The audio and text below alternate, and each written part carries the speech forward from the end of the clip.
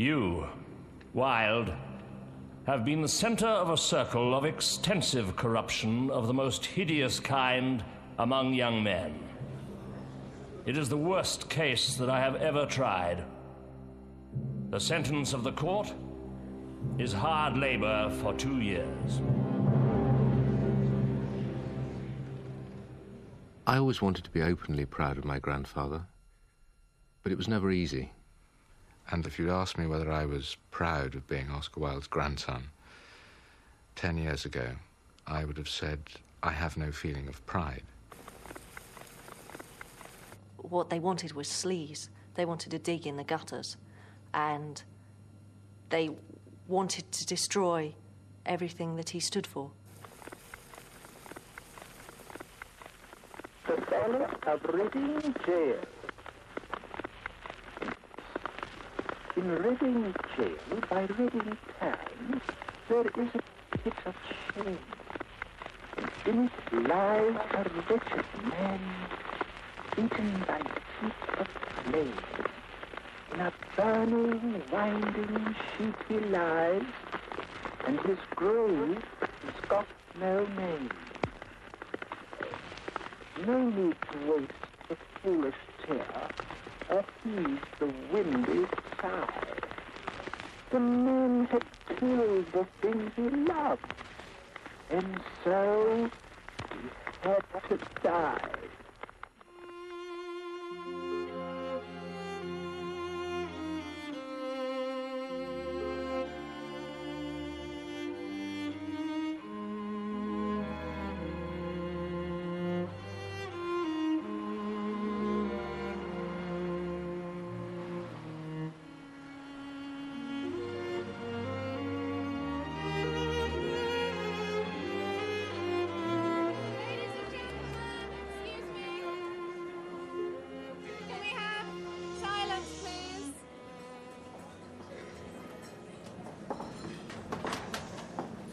Today, the 16th of October, is a special day.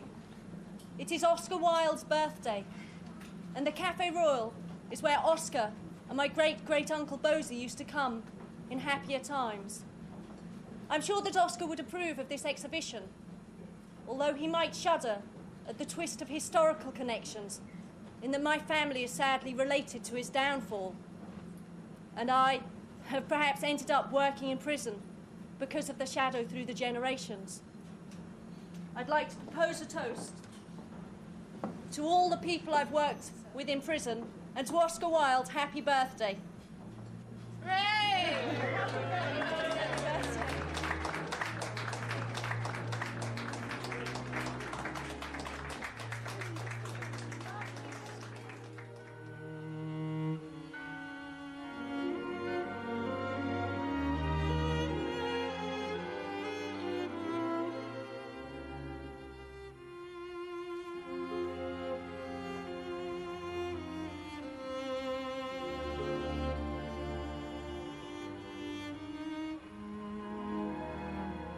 The whole family was all but destroyed when they took Oscar Wilde to court. And the name Wilde hasn't been used for 100 years. And it makes me sad to think that it can't be changed back.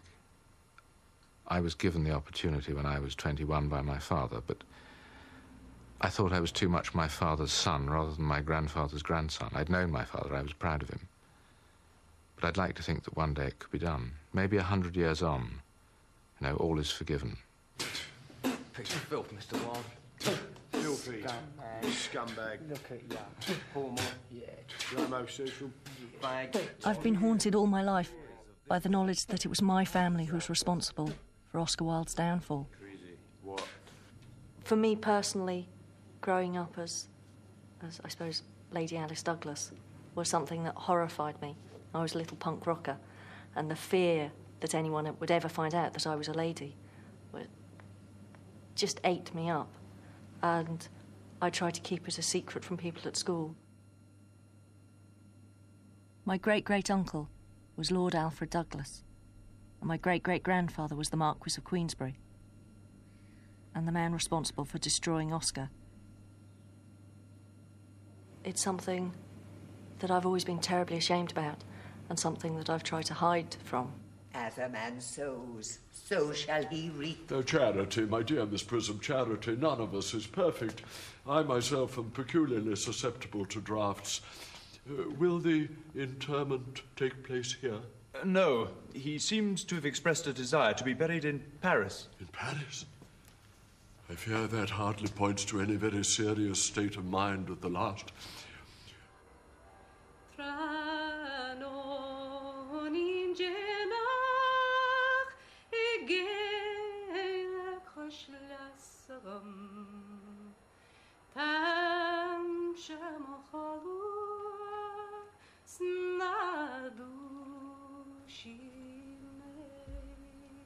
He grew up in an extraordinary household in Merrion Square. They were a professional family, but it was the professionals in Dublin then who were the great society. And he had all sorts of people around him, great conversationalists, people of learning, people of literature, artists. And it can't have failed to influence him.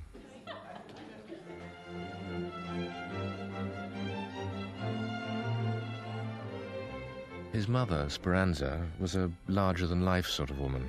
She was an ardent nationalist and a revolutionary poet. I express the soul of a great nation.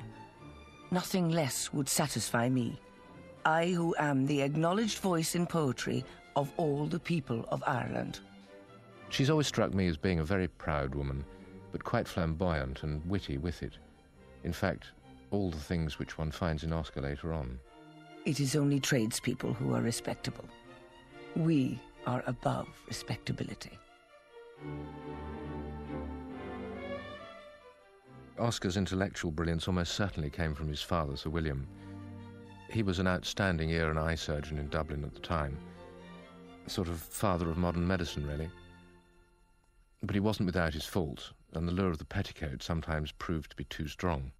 Oscar had seen his mother bravely, stoically, living in a marriage where her husband chose other women for sexual delectation, and where, of course, her husband, arriving at the marriage, had illegitimate children already.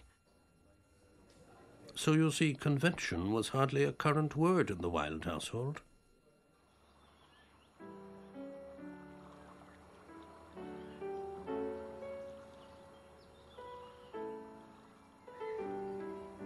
Oscar went off to a Protestant boarding school when he was 9, which Speranza liked to call the Eton of Ireland.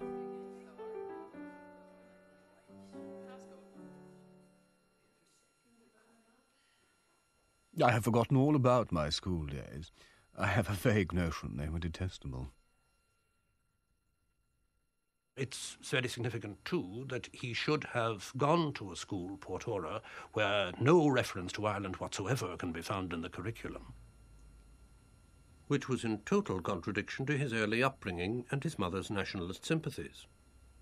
There's even a suspicion that his mother had him baptized Catholic when he was quite young. So he had violated the taboos of his entire caste, really, by being involved in his parents' enthusiasm for the folklore of the people of Ireland, possibly if he was made a Catholic at the instance of his mother. And in a sense, that starts him out on a regime throughout his life of defying convention, and of believing, I think, that there is something more worthwhile than seeking to conform very dubious laws as laid down by state authority. I am one of those who are made for exceptions, not for laws. While he was at Portora, Oscar seems to have discovered the classics, and within 3 years he'd won himself a scholarship to Trinity Dublin, the Berkeley Gold Medal for Greek while he was there, and another scholarship on to Oxford.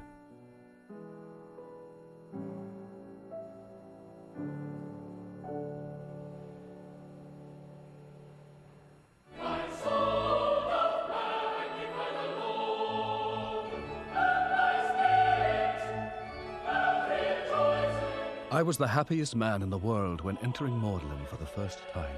Oxford is paradise to me. My Irish accent is one of the things I forgot at Oxford.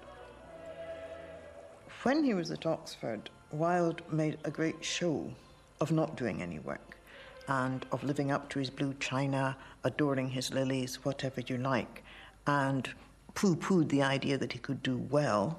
He's going to get a 4th in Greats, he said. But it's quite clear from, for example, his Oxford notebooks, which have been published in a scholarly edition a few years ago, that he was reading extraordinarily widely and really interested in the very latest thought of his day. The longer one studies life and literature, the more strongly one feels that behind everything that is wonderful stands the individual.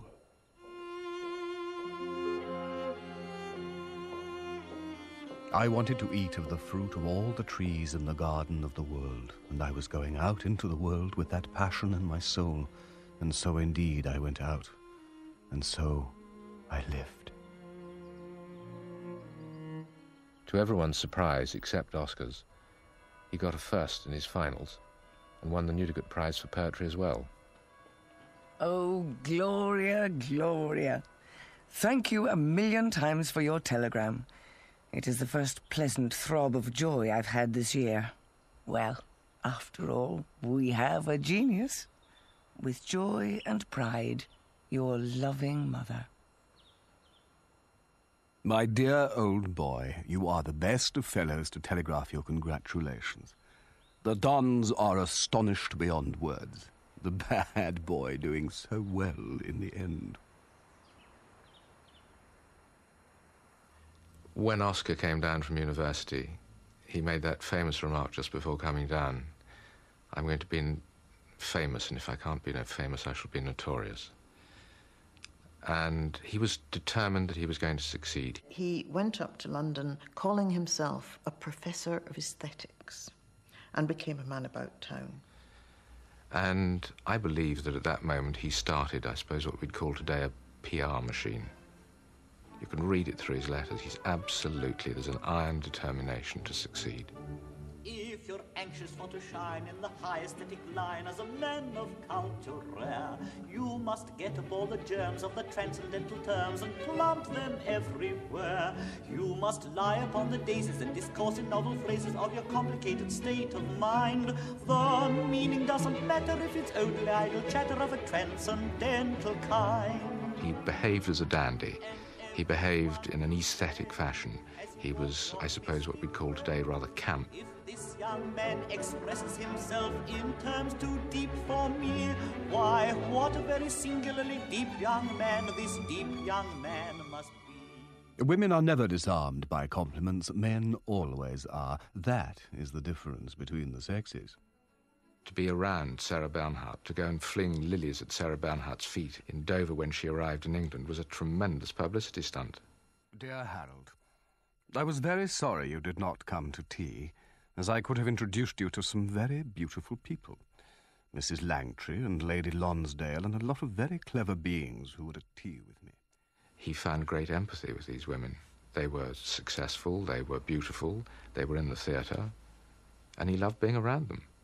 And all of this led to the famous lecture tour in America, where Richard D'Oyley Carte of the Gilbert and Sullivan operas more or less hired him to go ahead of the opera Patience to show the Americans what was supposed to be funny in the aesthetic poets satirized in Patience. So Wilde, quite consciously, went ahead as an example of the aesthetic idiot and had a lovely time.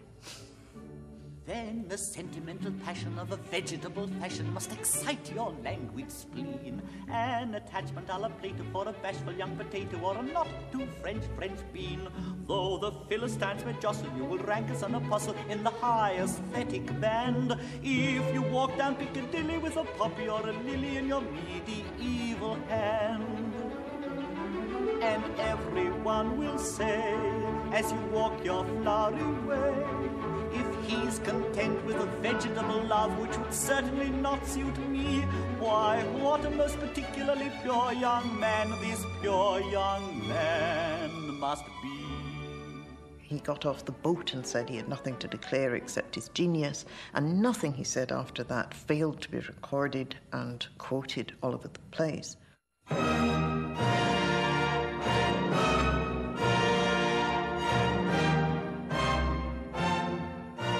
My dear Norman, I have great success here. Nothing like it since Dickens, they tell me. I am torn in bits by society. Immense receptions, wonderful dinners, crowds wait for my carriage. Girls very lovely, men simple and intellectual. I am now 6 feet high. My name on the placards, printed in those primary colours against which I pass my life protesting, but still it is fame. And anything is better than virtuous obscurity. The Americans are the best politically educated people in the world. It is well worth one's while to go to a country which can teach us the beauty of the word freedom and the value of the thing liberty. They drove me out to see the great prison afterwards. Poor, odd types of humanity in hideous striped dress, making bricks in the sun, and all mean-looking, which consoled me. For I should hate to see a criminal with a noble face. He lectured very successfully. He also courted all the well-known American names. Well, Whitman was, of course, himself gay, queer, or whatever you call it, and he was immensely impressed by the homage that the young Wilde paid to him. Mr. Oscar Wilde seemed to me like a great, big, splendid boy. So frank and outspoken and manly. The kiss of Walt Whitman is still on my lips. It was perhaps when he came back and did some British lecturing that he found himself closer and closer to a young lady called Constance Lloyd, with whom he found he was falling very deeply in love. Cecily, ever since I first looked upon your wonderful and incomparable beauty, I have dared to love you wildly, passionately, devotedly, hopelessly. I don't think you should tell me you love me wildly, passionately, devotedly, hopelessly. Well, hopelessly doesn't seem to make much sense, does it? Cecily. I am going to be married to a beautiful girl called Constance Lloyd.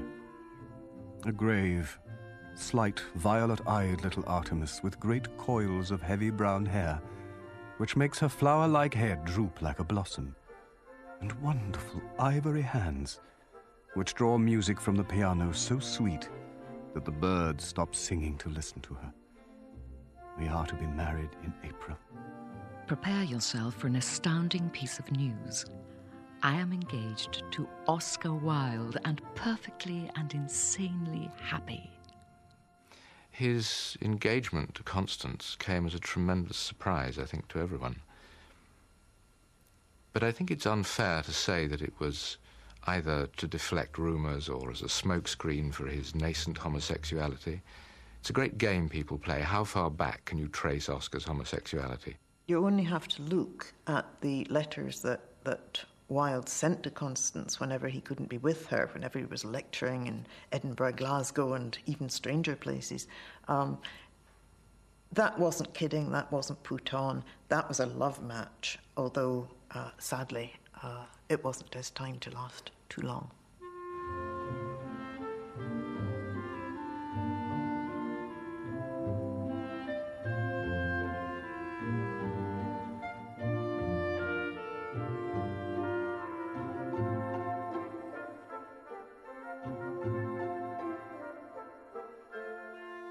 Dear and beloved, here am I, and you with the antipodes. Oh, execrable facts that keep our lips from kissing, though our souls are one. What can I tell you by letter? Alas, nothing that I would tell you, for I feel your fingers in my hair and your cheek brushing mine. The air is full of the music of your voice. My soul and body seem no longer mine. I have no power to do anything but just love you. My whole life is yours to do as you will with. I will hold you fast with chains of love and devotion so that you shall never leave me.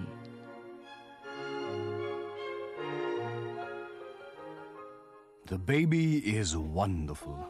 He has a bridge to his nose, but the nurse says it's proof of genius. It also has a superb voice, which he freely exercises. His style is essentially Wagnerian. My father had so much of the child in him that he delighted in playing our games. He would go down on all fours on the nursery floor, being in turn a lion, a wolf, a horse, caring nothing for his usually immaculate appearance. When he grew tired of playing, he would keep us quiet by telling us fairy stories or tales of adventure. Cyril once asked him why he had tears in his eyes when he told us the story of the selfish giant, and he replied that really beautiful things always made him cry. On the face of it, it was a typical Victorian marriage. What probably started to destroy it was Oscar's enormous intellectual capacity. I think that to live with Constance, she was well-read, she spoke several languages, she tried very hard to keep up with him, but he was intellectually on another plane altogether. And I think he needed the intellectual stimulus. But when, as far as we can gather, he and she found it impossible to have any more children for financial reasons, then he seems to have been led by his friend Robert Ross towards homosexuality.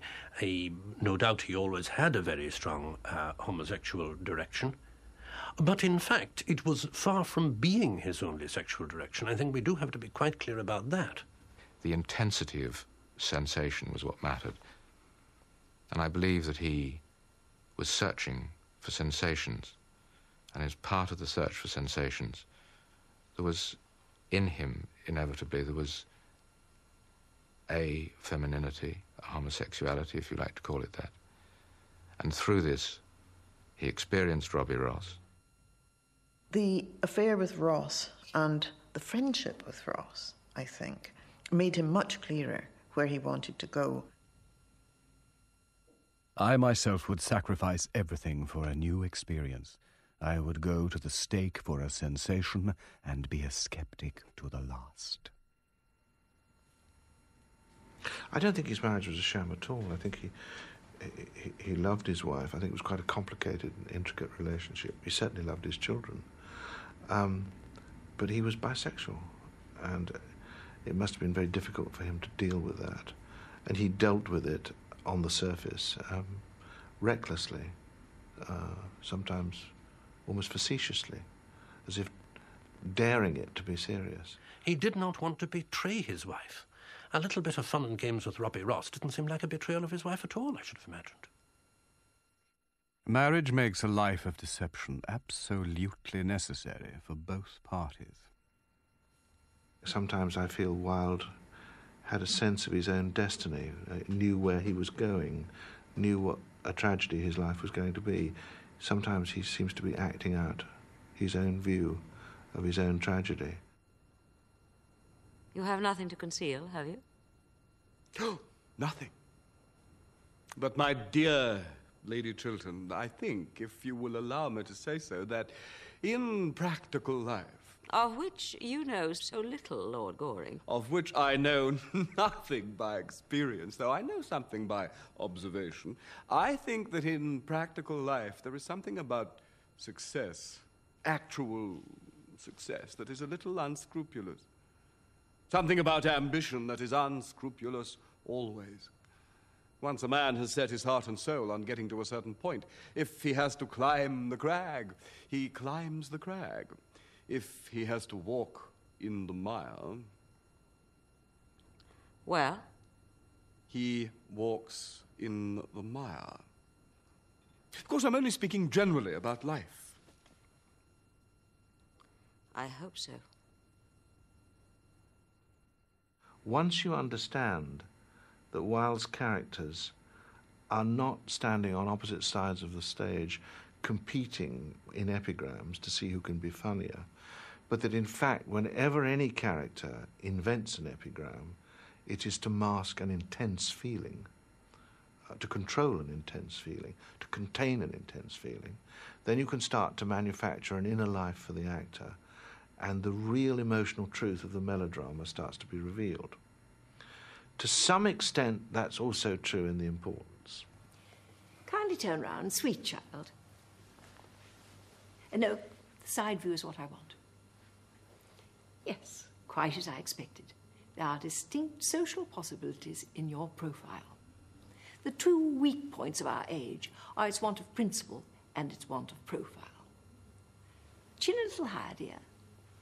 Style largely depends on the way the chin is worn, and they are worn very high at present.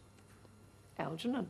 Yes, Aunt Augusta. There are distinct social possibilities in Miss Cardew's profile. Cecily is the sweetest, dearest, prettiest girl in the whole world, and I don't care tuppence for social possibilities. Never speak disrespectfully of society, Algernon. Only people who can't get into it do that.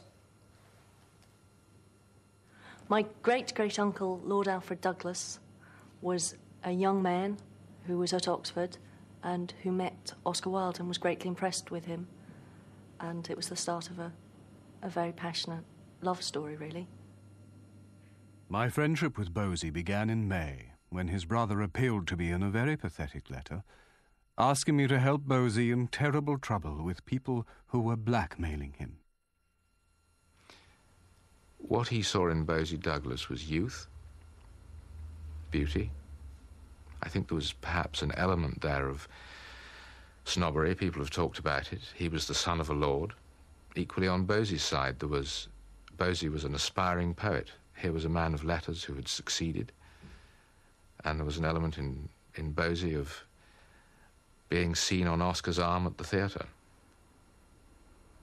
I think, to begin with, it was probably a mutual infatuation. Oscar Wilde needed to live on the edge of danger, whereas Bosie could plunge right into it. And in some ways, probably that was his power over Oscar. Alfred Douglas Bosie had come from a very unhappy home life, where he tried to protect his mother from a brute of a father, the Marquis of Queensberry, who's my great-grandfather. And Oscar Wilde, in some ways, protected him from all this, but also gave him guidance as a father, as a teacher, and offered him a great deal of love.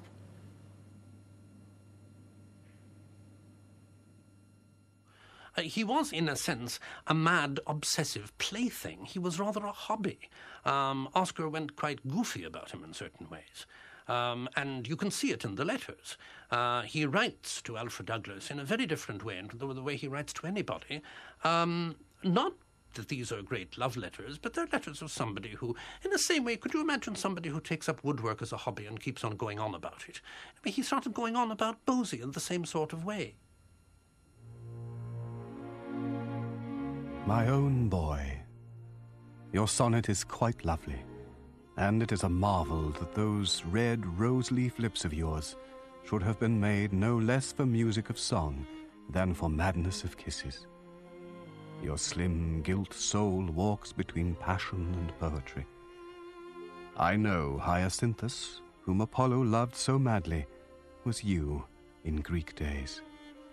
Always with undying love, yours, Oscar.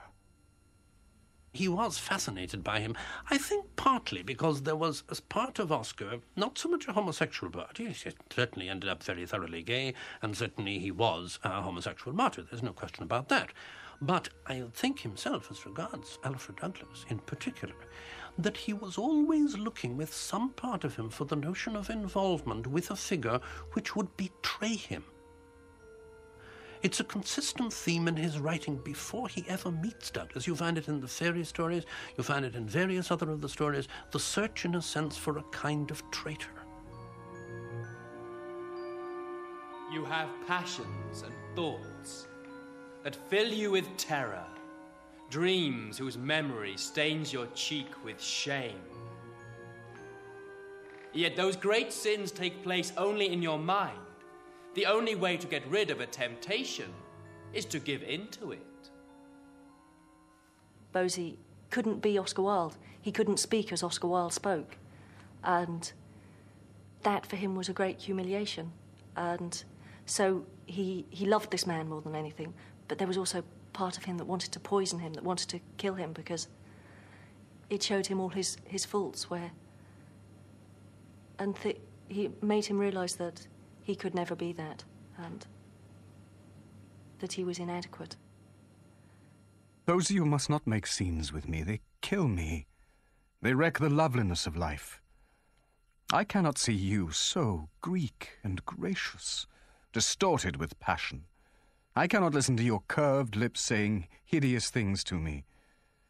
I would sooner be blackmailed by every renter in London than have you bitter, unjust, hating. That kind of fatal fascination drew him almost knowingly towards him. You see, people said that it was a case of Dorian Gray coming to life. Yes, but it wasn't so much that Bosie was beautiful and Dorian Gray was beautiful. It was that Dorian Gray was somebody who had a destructive quality about him.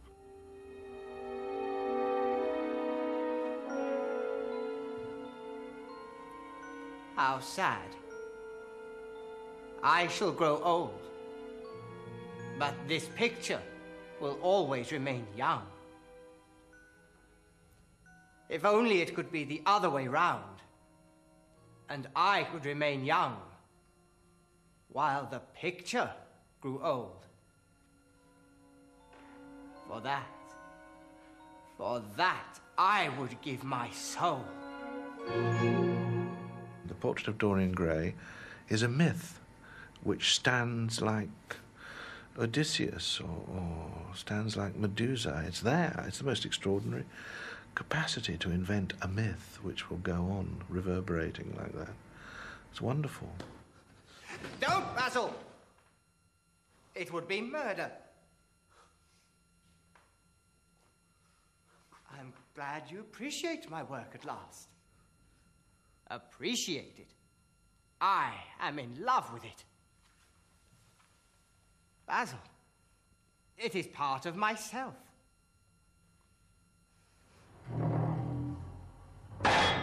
There is a paradox about Wilde that during the time when he must have known that the net was closing in on him, he wrote some of his most joyous and extraordinary work. But it still has that dark undertow, as it has in Ideal Husband.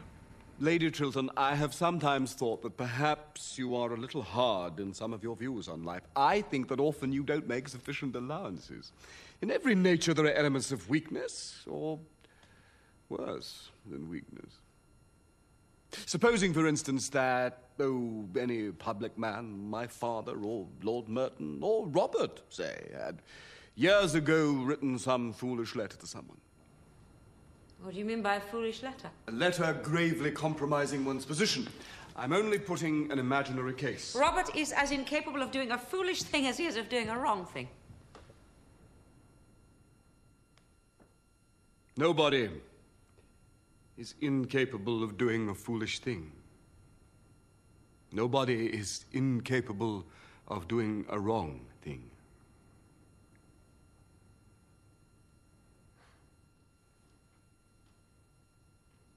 Wilde and Douglas stopped being lovers in a sexual sense quite soon, though they remained infatuated with each other in other kinds of ways. And I think that it's fairly clear that Douglas led Wilde into temptation. There wasn't very much physically between the two men, that they hunted in pairs and hunted for boys, and that they were more interested in boys when it came to physical sex and each other when it came to ideas, friendship, the soul, all that. Wilde didn't start going with lower-class young men until he'd met Alfred Douglas. This was Alfred Douglas's idea. He described the dangers of the relationships with the rent boys as part of the excitement. This was feasting with panthers. People thought it dreadful of me to have entertained at dinner the evil things of life, and to have found pleasure in their company. But they, from the point of view through which I, as an artist in life, approached them, they were delightfully suggestive and stimulating. It was like feasting with panthers. The danger was half the excitement.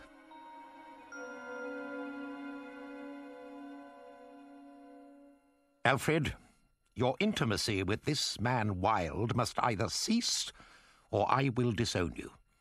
With my own eyes, I saw you both in the most loathsome and disgusting relationship as expressed by your manner and expression. Never in my experience have I ever seen such a sight as that in your horrible features. No wonder people are talking as they are. Telegram from Alfred Douglas to the Marquis of Queensberry. What a funny little man you are. If I catch you again with that man, I will make a public scandal in a way you little dream of. If you try to assault me, I shall defend myself with a loaded revolver which I always carry, and if I shoot you, I shall be completely justified. When your father first began to attack me, it was as your private friend, and in a private letter to you. As soon as I had read the letter with its obscene threats and coarse violences, I saw at once that a terrible danger was looming on the horizon of my troubled days. I told you I would not be the cat's paw between you both in your ancient hatred of each other. The whole of Oscar Wilde's downfall was heaped on his shoulder, in that he was young, he acted very rashly, he had a feud with his father, he dragged Oscar Wilde into it, and he never stopped to think of the consequences. Bose's father has left a card at my club with hideous words on it. For Oscar Wilde, posing as a sodomite. I don't see anything now but a criminal prosecution. My whole life seems ruined by this man. Well, there were 3 trials. In the first trial, Wilde prosecuted the Marquis of Queensberry because he was going around London saying and writing that Wilde was some kind of homosexual. And Wilde evidently felt he had to resist this accusation because otherwise the slander and the scandal would destroy his position. The charge that John Sholto Douglas, Marquis of Queensberry, did write and publish a false, scandalous, and malicious libel that the said Oscar Wilde had committed the abominable crime of buggery. If he'd had his wits, half a wit about him, he would have known that Queensberry would dig up all the dirt on him. That he can have believed that this trial was going to be purely based on his relationship with Douglas is simply unthinkable. Inevitably, it all came out in court, and before long, Oscar was having to defend his work as well as his lifestyle.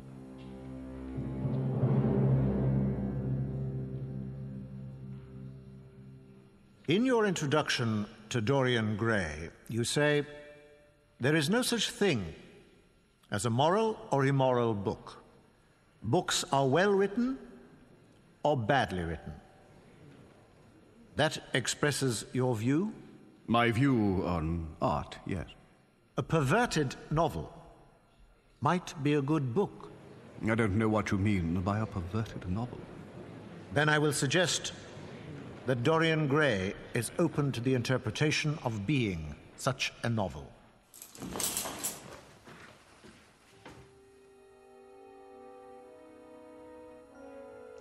I will never again tempt by a prayer any terrible power. If the picture is to alter, it is to alter. That is all. I will be to you the most magical of mirrors. As I have revealed to you your own body, so I shall reveal to you your own soul. Were these young men all about 20? Yes, I like the society of young men. Did you know that one Parker was a gentleman's valet and the other a groom? I did not know it, but if I had, I should not have cared. And he was totally surprised when he found the kinds of witnesses that Queensberry could bring into the witness box. And so his counsel said to him halfway through, look, you know, this is ridiculous. We're going to lose in a big way, so we'll have to call it off. So they did that. And the consequence was that Wilde was then arrested and prosecuted by the state. And the second trial was inconclusive, and he nearly got off.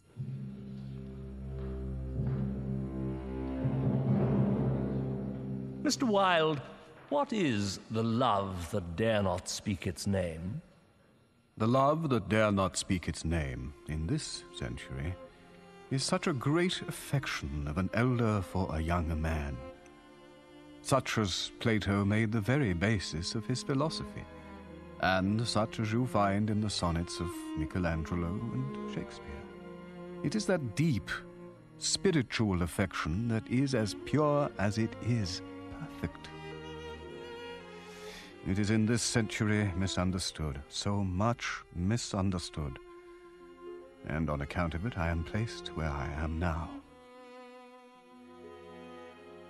The jury couldn't agree, so they tried him a third time. And they brought in no other person than the Solicitor General himself. They were absolutely determined they were going to secure a conviction.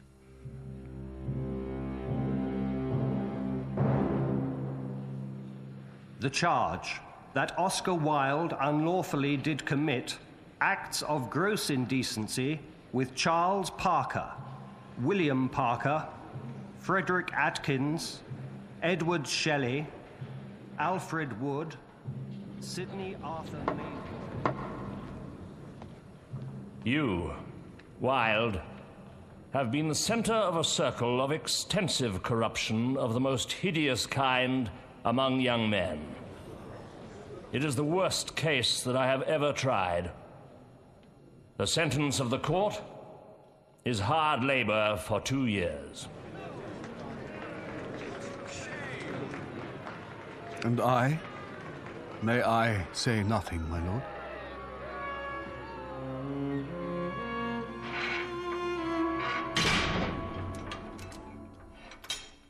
The royalist Puritan divide. I mean, we're mad, eccentric, romantic, with plumed feathers and abandoned lust on one hand, and we're tight-assed Puritans, wanting everybody to be uniform and compelled them all to be the same on the other. And Wilde got jammed in the middle of that, and a lot of people have been jammed in the middle of it, and go on being jammed in the middle of it. And if we look at our tabloid press, it's the same thing, isn't it? Read all about it. Buggery must stop.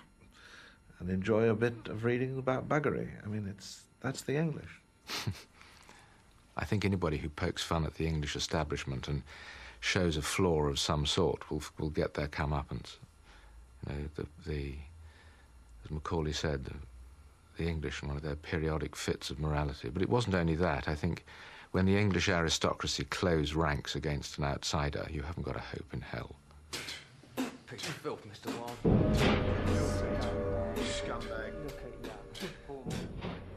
I had to stand on the centre platform of Clapham Junction in convict's dress and handcuffed for the world to look at.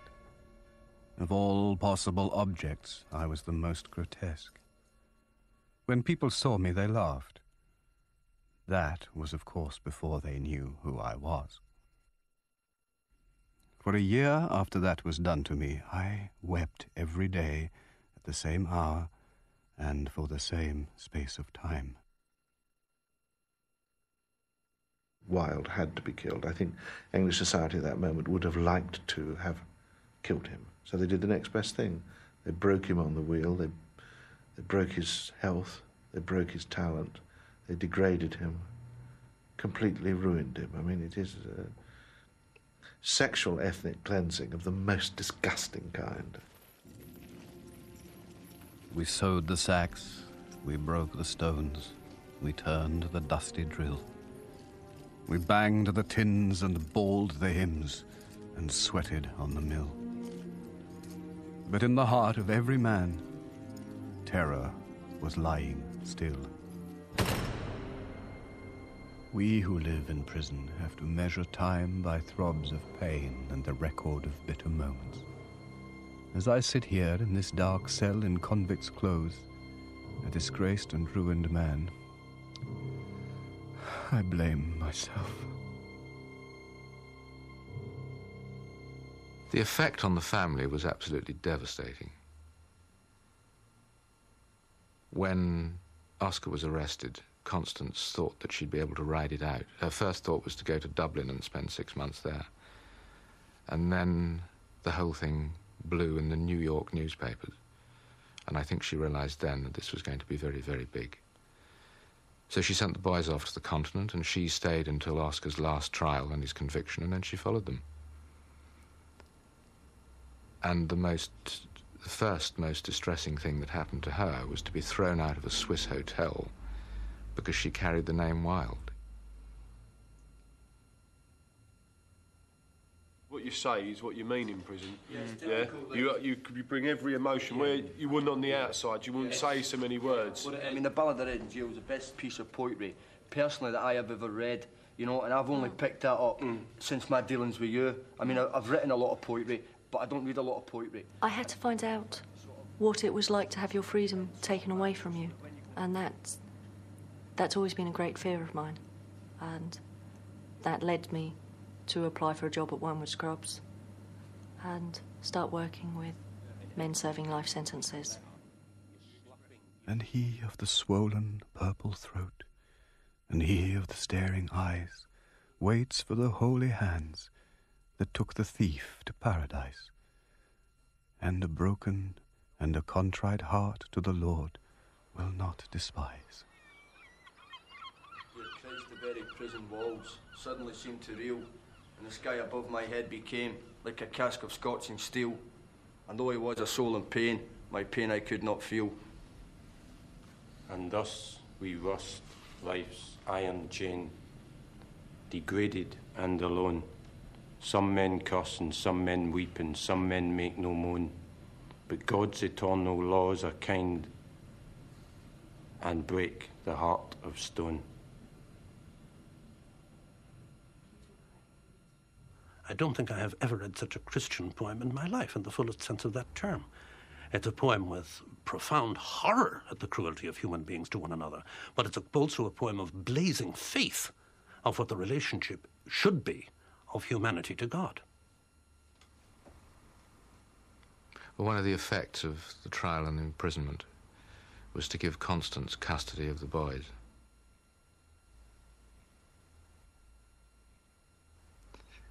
He says that more than anything, he's prepared to accept poverty when he comes out. He's prepared to have to start all over again. But the one thing which affects him most deeply of all is the fact that he's probably not going to see his boys again.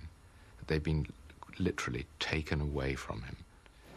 I do hope the court will see in me something more than a man with a tragic vice in his life. There is so much more in me. And I always was a good father to both my children. I loved them dearly, and was dearly loved by them. It would be better for them not to be forced. What are the children? I must see Vivian. He shall certainly not visit you. Do you think I would allow my son? Our son? My son. To visit the man who spoiled my youth, who ruined my life, who has tainted every moment of my days. You don't realise what shame and suffering you've put upon me. Don't take my children away. Don't break my lovely links with humanity. Will you doom me to be solitary while my sons still live?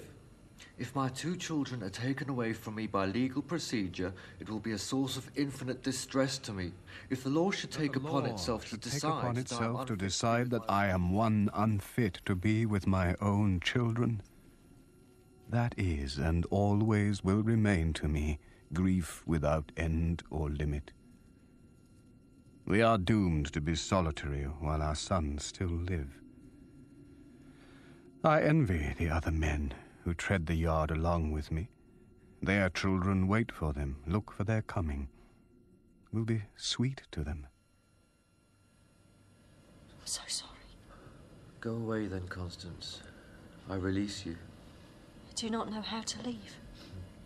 You must take hold of those little hands, close your eyes and walk. I have killed you. just as surely as if I had fed you poison from a spoon. I do not wish to sever myself entirely from Mr. Wilde, who is in the very lowest depths of misery, and he is very repentant and minds most of all what he has brought on myself and the boys. By sticking to him now, I may save him from even worse, and I believe that he cares now for no one but myself and the children.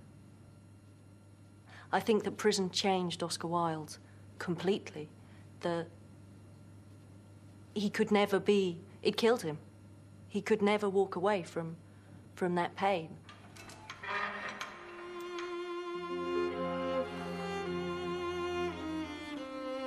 I am dazed by the wonderful wonder of the world. I feel as if I have been raised from the dead. The sun and the sea seem strange to me. Oh, beautiful, beautiful world.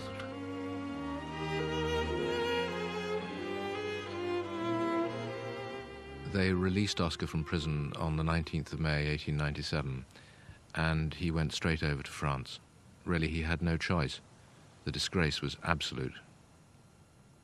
He totally misunderstood what life was going to be like when he came out.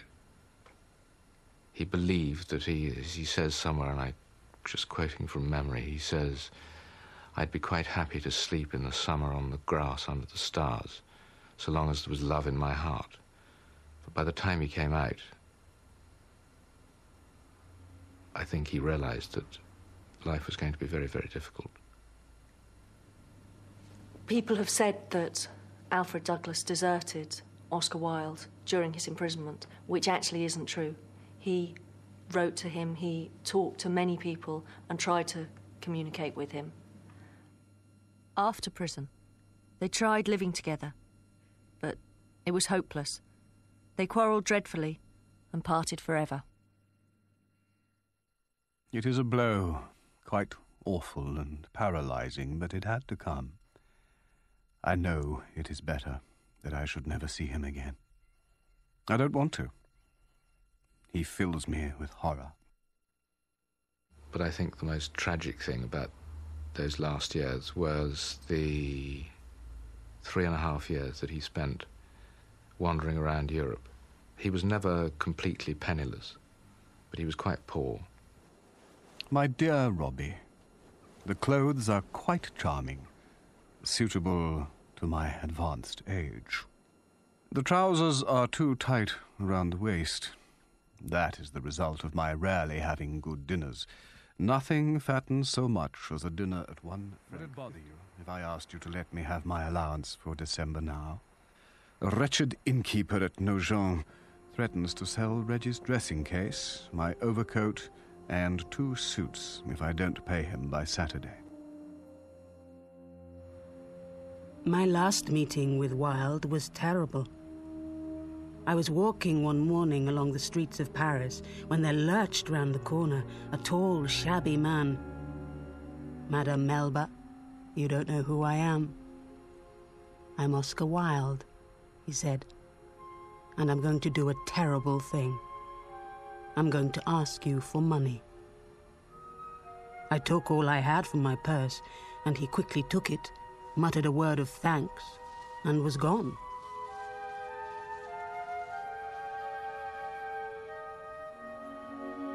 I mean, he was looking into a future bright with exactly what? His friends had shunned him. He had very little money.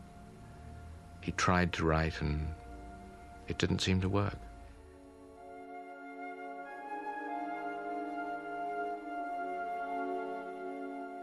The 2 women he'd loved were gone. His mother had died while he was in prison, and Constance, who he never saw again, died after an operation on her spine. It's really awful. I don't know what to do. If we had only met once and kissed each other. It's too late. How awful life is.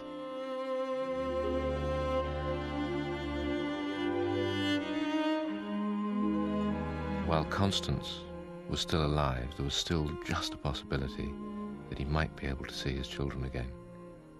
But with her death, the door was simply slammed in his face forever.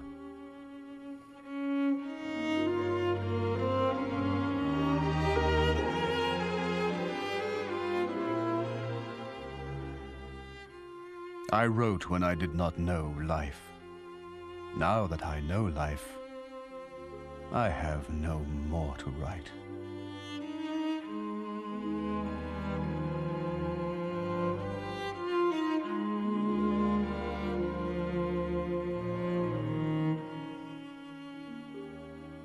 The wallpaper and I are fighting a duel to the death. One of us has to go.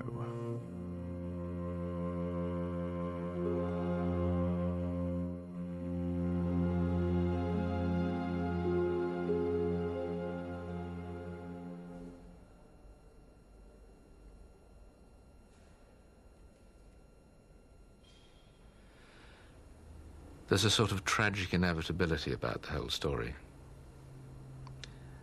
which, in a sense, I suppose, appealed to him as a classicist. You know, it was the Greek fates. The fates rocked my cradle, he said. It was almost as if he knew that he was going to finish up as he did. But I wouldn't change a single thing. It's one of the great tragedies of modern history. It'd be sad to change it.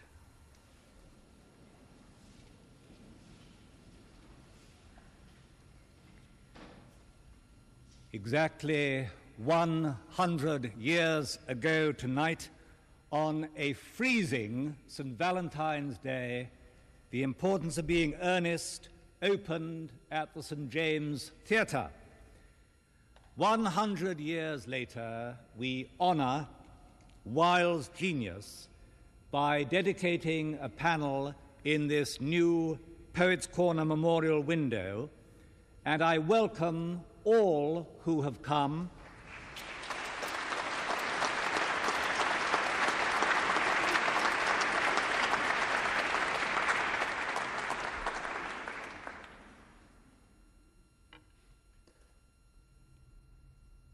You came to me to learn the pleasure of life and the pleasure of art. Perhaps I am chosen to teach you something much more wonderful, the meaning of sorrow and its beauty. Your affectionate friend, Oscar Wilde.